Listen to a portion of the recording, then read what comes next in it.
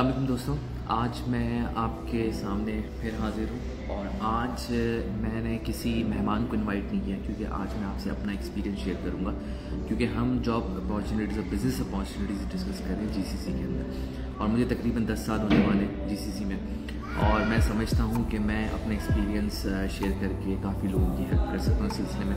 तो आज का हमारा टॉपिक है जॉब और बिज़नेस अपॉर्चुनिटीज़ जीसीसी में। हमें इस सेशन के अंदर स्पॉन्सर किया है ग्रीन हाउस कैफ़े ने, जिसको आप विज़िट करें, ज़ेविस यूनिवर्सिटी के बिल्कुल सामने वाक़ है और GH25 डिस्काउंट कोड आप यूज़ करते हुए तकरीबन 25% डिस्काउंट हासिल कर सकते हैं। ये कैफ़े मेरे दोस्त का है और आप विज़िट करें, अपना एक्सपीरियंस शेयर करें ताकि हम भी जान सकें कि शहरियार जो कि इसके ओनर हैं वो क्या इम्प्रूव कर सकते हैं इस कैफ़े के एक्सपीरियंस को मज़ीद बेहतर बनाने के लिए। तो आए चलते हैं एक्सपीरियंस अपना शेयर करने के लिए, यानी जॉब अपॉर्चुनिटीज़ और बिज़नेस अपॉर्चुनिटी जो जीसीसी के अंदर है वो डिस्कस करने जा रहे हैं।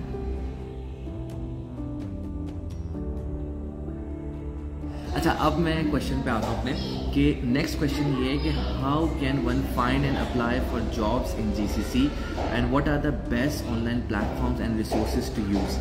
तो अब मैं आपसे एक लिस्ट शेयर करने वाला हूँ और उस लिस्ट के अंदर वो सारे प्लेटफॉर्म्स या रिक्रूटर्स की वेबसाइट्स मैं डिस्कस करूँगा, ऑप्शन डिस्कस करूँगा, जिससे आप अपने मुल्क के अंदर जैसे अमेरिका, यूरोप, पाकिस्तान, जहाँ पे बैठे हुए, इंडिया में बैठे हुए, तो वहाँ से कैसे अप्लाई कर सकते हैं। अच्छा, ये इंपॉर्टेंट बात है कि दो किस्म के रिक्रूटर्स हैं। एक वो जो कि मैन पावर पे काम कर रहे हैं। अगर आप स्किल्ड हैं तो आपने रिक्रूटिंग एजेंसीज़ में जाना है, उन रिक्रूटिंग एजेंसीज़ में जाना है जो कि हाई स्किल्ड लेबर पे काम करते हैं।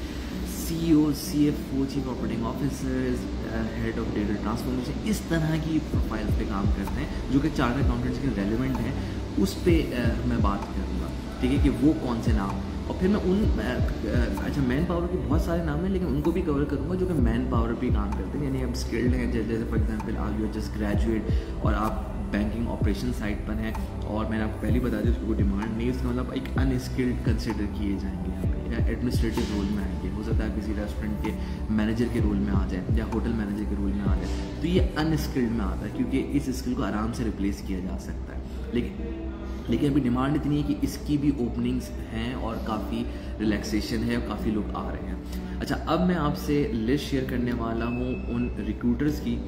अच्छा, रिक्रूटर्स पे पहले मैं आपको ये भी क्लियर कर दूँ, कुछ रिक्रूटर्स लोकल नहीं हैं, जैसे कॉनफेरी अमेरिकन कंपनी है।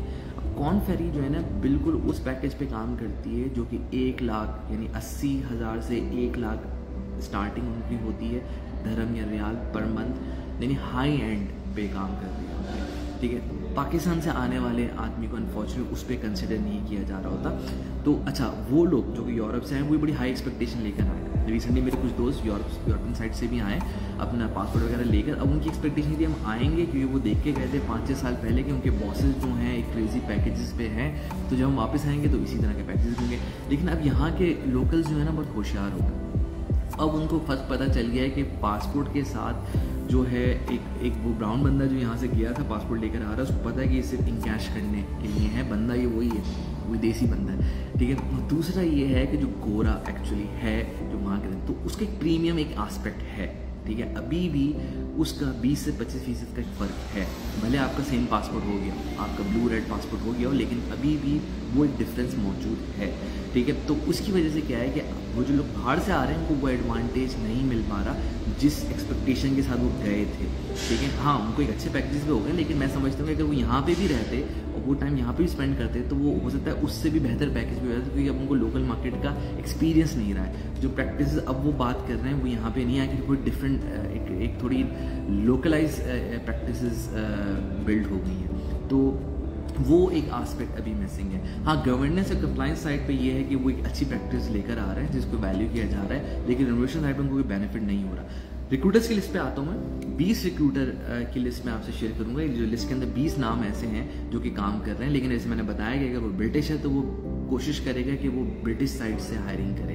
कॉनफेरी अमेरिकन है तो वो कोशिश करेगा कि अमेरिकन को करेगा, उसको नहीं मिल रहा होगा उस सैलरी ब्रैकेट के अंदर तो फिर वो पाकिस्तानी, इंडियन और बांग्लादेशी या किसी दूसरी फिलिपीनी वगैरह साइड पर जाएगा। लेकिन नॉर्मली जिस टियर पे वो काम कर रहे होते हैं, उस टियर पे इस साइट के लोग नॉर्मली कंसिडर नहीं किए जाते, ठीक है। अच्छा, मैं बात कर रहा हूँ gulftalent.com एक है ऑनलाइन रिक्रूटिंग, इस पर तो आप सबसे पहले बना दें। Babe.com है, ये पॉपुलर है, अक्सर लोगों को पता है जीसीसी पे काम कर इस पर प्रोफाइल होना चाहिए, लेकिन इन दोनों पे मसला ये है कि उनकी जो जॉब पोस्ट होती हैं वो इस नेचर की पोस्ट होती हैं जॉब कि उनके लिए बंदे को वहाँ अवेलेबल होने नहीं, ऑनलाइन इंटरव्यू वाला सीन नहीं होगा, उसको वहाँ फिजिकली प्रेजेंट होना चाहिए। तो अगर आप आज़ाद वीज़ा पे आए हुए हैं, अच्छा आज़ाद वीज़ा का कॉन्सेप्ट मैं बता दूं कि एक ज़माने में इकामा जो है तकरीबन 22 से 25 हज़ार रियाल का होता था, बड़ी मुश्किल से लगता था, अब वो 5 से 6 हज़ार रियाल में मिल रहा है और हर बंदा आ रहा है लेकर, ठीक है। 1000 से ज़्यादा चार्ट अकाउंटेंट ICAP के मेंबर्स यहाँ मौजूद हैं सऊदी अरब के। 1000 बहुत बड़ा नंबर है, ऑफिशियल रिकॉर्ड्स के अंदर 600, 650, 700 का नंबर है, लेकिन एक्चुअली मुझे काफ़ी ऐसे लोगों को मैं जानता हूँ पर्सनली, 50 से 60 लोगों को तो मैं पर्सनली जानता हूँ जो कि इन्होंने रजिस्टर नहीं कराया, अभी भी वो पाकिस्तान के रिकॉर्ड्स में पेयर हो रहे हैं लेकिन पाकिस्तान में नहीं है। और बहुत से ऐसे लोग हैं, तकरीबन 10 से 15 अफराद को मैं जानता हूँ जो मेरे सामने आए हैं या आने वाले हैं, और वो लोग भी क्या हैं कि आज़ादी कामों पर आकर ढूंढ रहे हैं जॉब और 1 से 2 महीने के अंदर उनकी जॉब्स हो रही है, ठीक है। तो उसके लिए मैं रिकमेंड करूँगा आप लोगों को कि आप वहाँ से रिज़ाइन वगैरह करके आएँ, किस्तें जलाकर बताएं, लीव्स लें, रिमोट वर्किंग का ऑप्शन इनेबल करें, 1 से 2 महीने का बजट लेकर आएँ, 5 से 6 हज़ार का रियाल का वीज़ा मिल रहा है, 1 से 1.5 हज़ार रियाल की मेरे ख्याल से फ़्लाइट मिल जाएगी आपको। और इसके बाद जब आप आएँ तो उसके बाद हाँ बिल्कुल अली मुर्तज़ा, बिल्कुल आप सही कह रहे हैं, प्रेफरिंग लोकल एक्सपीरियंस, लेकिन they are not calling from Pakistan. बिल्कुल मैं ये बात कह रहा हूँ, उसका रीज़न पता है क्या है? उसका रीज़न ये है कि CA, ACCA, IT experts, engineers, ये सब लोग इकामा लेके आए हुए हैं यहाँ पर, ठीक है। उनका लोकल एक्सपीरियंस नहीं है, लेकिन 5 से 6 हज़ार की इन्वेस्टमेंट है। टिकट मैंने आपको बताया कि 1,500 का टिकट है, 1200 रियाल का टिकट है, ये 1200 दिरहम का टिकट है, वो लेकर आए हुए हैं और उन्होंने कुछ बजट रखा हुआ है, अपने दोस्त वगैरह से कुछ सेटिंग की हुई है या उन्होंने होटल का सेटिंग की हुई है, यहाँ पे आकर रह रहे हैं और फिर वो ढूंढ रहे हैं, ठीक है। तो वो इंटरव्यू के लिए लोकली प्रेजेंट है यहाँ पर, ठीक है। अब मैं कोई बंदा मुझसे पाकिस्तान से अप्रोच करता है कि मेरी CV दे दो, मैं कैसे CV दूँ कि मेरे 2-3 दोस्त तो यहाँ लोकल मौजूद हैं जिनका मैं समझता हूँ हक ज़्यादा है, क्योंकि बेचारे इन्वेस्टमेंट करके आए हैं, उनका राइट पहले है, क्योंकि आप तो वो पाकिस्तान में अपने कंफर्ट में बैठे हैं, अपनी जॉब में बैठे हैं, लेकिन वो बंदा तो हो सकता है रिज़ाइन करके आया हो, अक्सर लोग रिज़ाइन करके आए हैं इस कॉन्फिडेंस से, और उसका सिर्फ रीज़न ये कि लोगों की जॉब्स हो रही हैं यहाँ पे, यानी वो आ रहे हैं, ढूंढ रहे हैं, जॉब्स हो रही हैं। पैकेज में थोड़े कॉम्प्रोमाइज़ करने पड़ रहे हैं उनको, क्योंकि लोकल एक्सपीरियंस नहीं है, लेकिन जॉब्स हो रही हैं भाई, ठीक है। और ये मैं बिल्कुल कैटेगरी कह रहा हूँ, लोग आ रहे हैं, कर रहे हैं, और जो अनफॉर्चुनेटली नहीं कर पा रहे उस प्रोफाइल में मसला है, ठीक है। यानी या तो वो अपीयर सही नहीं हो रहा, या उसको कम्युनिटी से रीच आउट नहीं कर पा रहा, या वो उसको जॉब नहीं पता चल पा रही, हालांकि है तरीके का। अच्छा, मैं बाद में लिस्ट में आ रहा हूँ, दोबारा अपने टॉपिक पे आ रहा हूँ, फिर मैं इस क्वेश्चन को भी कवर करता हूँ। लिस्ट में बता रहा था gulftalent.com, बेद बता दिए, ये दोनों तो नॉर्मली लोग वहाँ से बैठ के कर रहे होते, लेकिन मैंने आपको बता दिया अब यहाँ प्रेजेंट नहीं है, आप आज़ाद वीज़ा या इंडिपेंडेंट वीज़ा लेके यहाँ नहीं आए हुए तो आपको कंसिडर नहीं किया जाए। क्यों? क्योंकि यहाँ ऑलरेडी बंदा लेकर आया हुआ है वीज़ा और वो ढूंढ रहा है जॉब, तो उसको प्रेफर किया जा रहा है, पहली बात। दूसरी बात ये कि हेड्रिक एंड स्ट्रगल के नाम से एक कंसल्टिंग फर्म है, कॉर्न फेरी का मैंने बता दिया, हक्सले एसोसिएट का मैंने बता रहा हूँ आपको नाम, और रिसोर्स सॉल्यूशंस है, UK बेस्ड ब्रिटिश फर्म है।